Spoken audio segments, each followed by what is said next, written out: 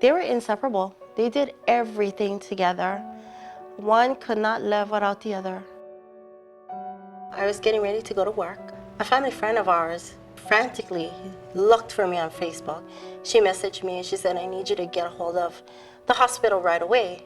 So I called and they were, did you know that your parents got into a very bad accident?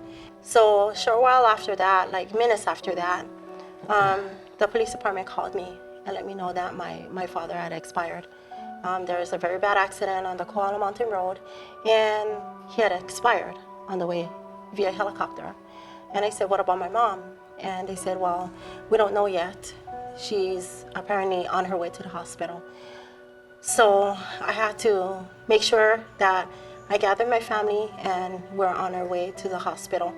When we got there at the hospital, my aunt, who was my mom's best friend, actually, she was there to meet me. And she said, okay, so sit down. And she sat there with me and she said, I have something to tell you. You know that your dad didn't make it. And I said, yes. And she said, and you know that mom didn't make it either. And I said, no. So she said,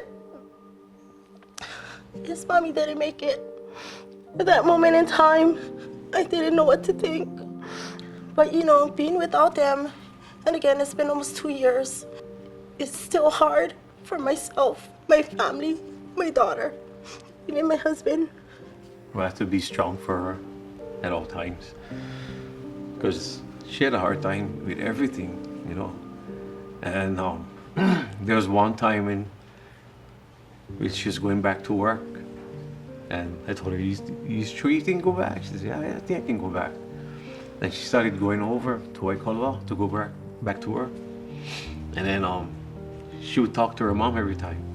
So at a certain point of a mile marker, she would call her mom. And then, you know, she picked up the phone to call mom and realized mom is not home anymore. And then from that time on, she said, I cannot go back work over there. It's hard.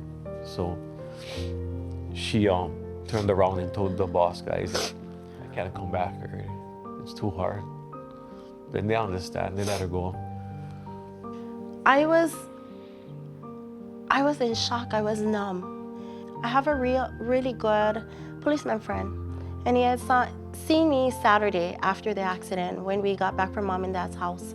And he just got off of work, and he asked me, how you doing? And I said, he said, it was your parents that was in that accident, correct? And I said, yes. He goes, well, what are you gonna do about that? I said, I don't know. He said, well, you need to call somebody because you need to take care of yourself and your family.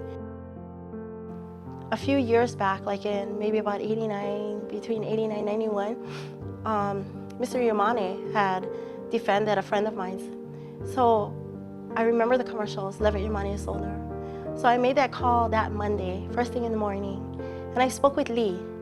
And she said, hold on a second. And it was literally seconds, not even a minute. I can't remember, not even a minute.